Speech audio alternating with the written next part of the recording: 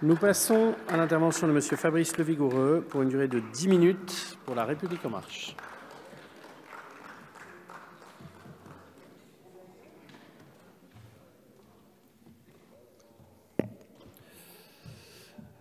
Monsieur le Président, Monsieur le Ministre, Monsieur le Président de Commission, Monsieur le Rapporteur général, chers collègues, depuis quelques années, et c'est une très bonne chose, nous débattons ici du programme de stabilité, ce programme qui invite donc chaque pays à partager avec ses partenaires de l'Union européenne sa stratégie, son programme national de réforme et à actualiser sa trajectoire budgétaire pluriannuelle.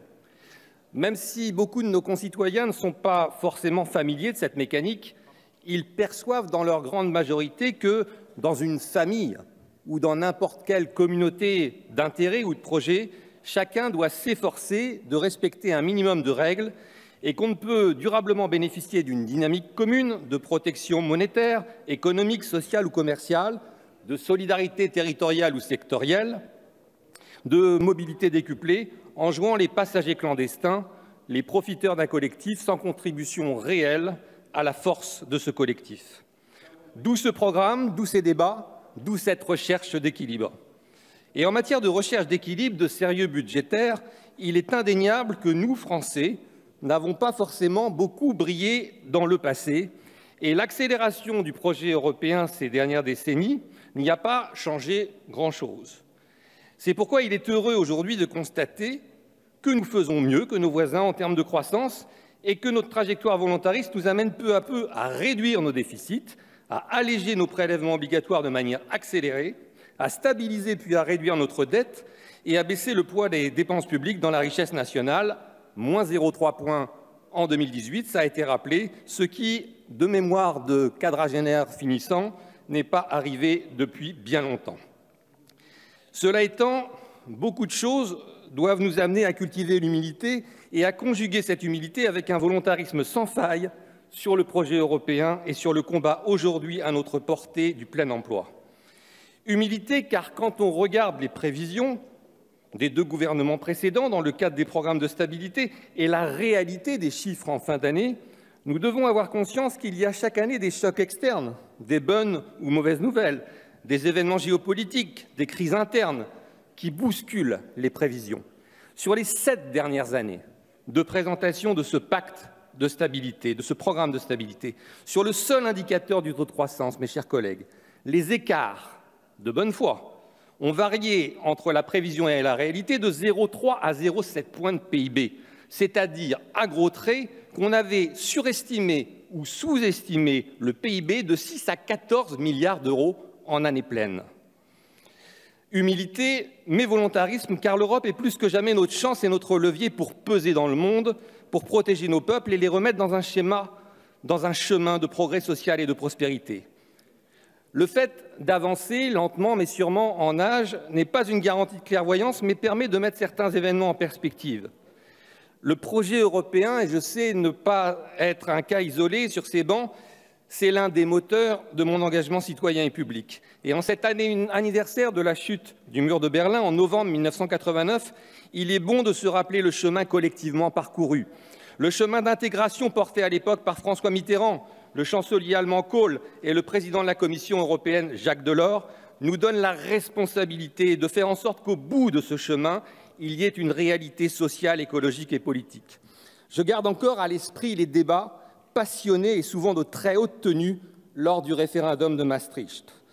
qui serait d'ailleurs rendu aujourd'hui bien compliqué et bien travesti par les réseaux sociaux et leur lot d'intox ou d'approximations, ou par certaines chaînes d'infos en continu et leur soumission à la dictature de l'émotion instantanée.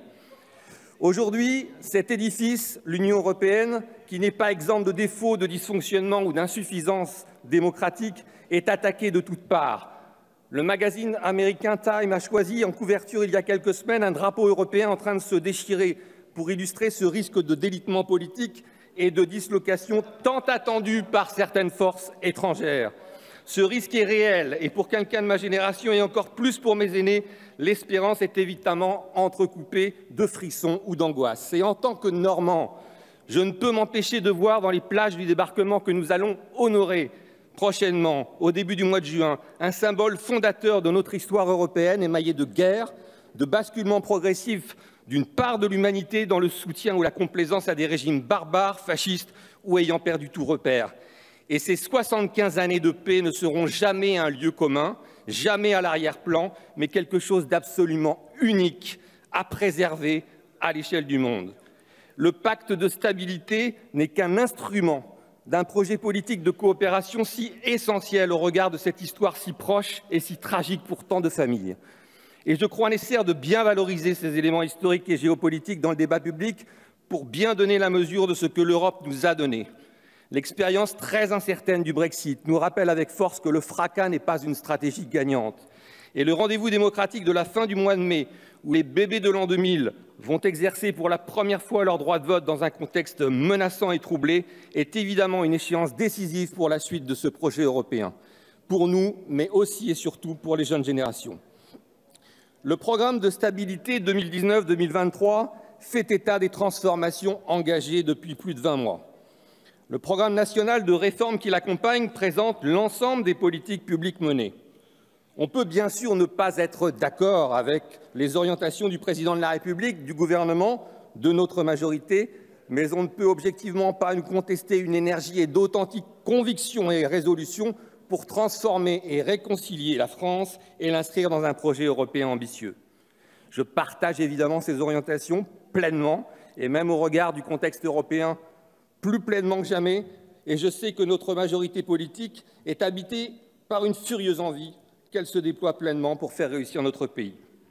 La lutte contre les inégalités de naissance, de destin, d'accès à une orientation éclairée qui ne dépendent pas d'un contexte familial, d'accès à des formations réellement qualifiantes et la valorisation du travail sont au cœur de notre projet. C'est pourquoi nous le déclinons dans ce programme de stabilité et ce programme national de réforme. Nous déclinons toutes les grandes transformations qui sont à l'œuvre et qui produisent aujourd'hui des résultats ou qui installent les conditions d'une renaissance. Dédoublement des classes dans les zones les plus difficiles, scolarisation obligatoire à 3 ans, plan inédit massif d'investissement dans la formation et les compétences en sont quelques exemples.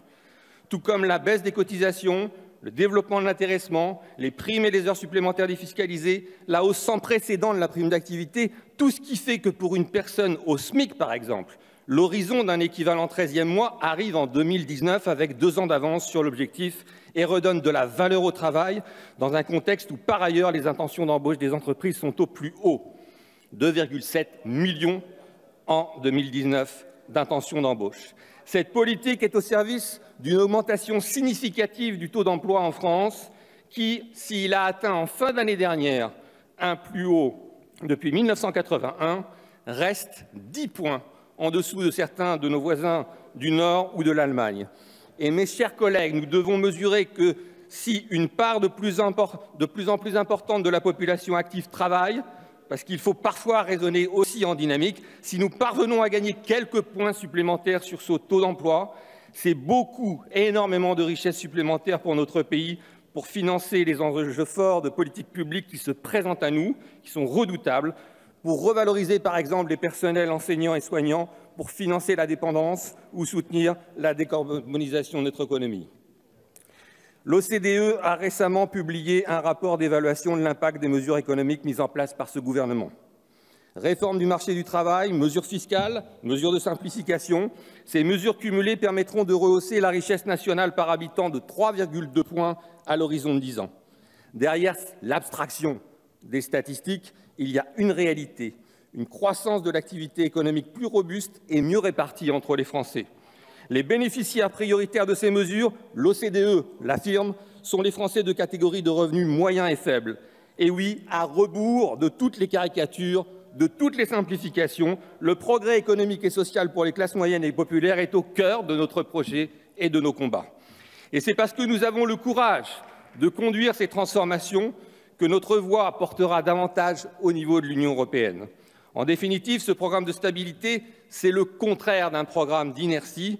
c'est celui d'une crédibilité retrouvée dans l'action publique et d'une ambition française de valorisation du travail, de recherche d'équilibre et de financement des grands enjeux qui se présentent à nous. Je vous remercie. Je vous remercie, Monsieur Le Vigoureux. La parole est maintenant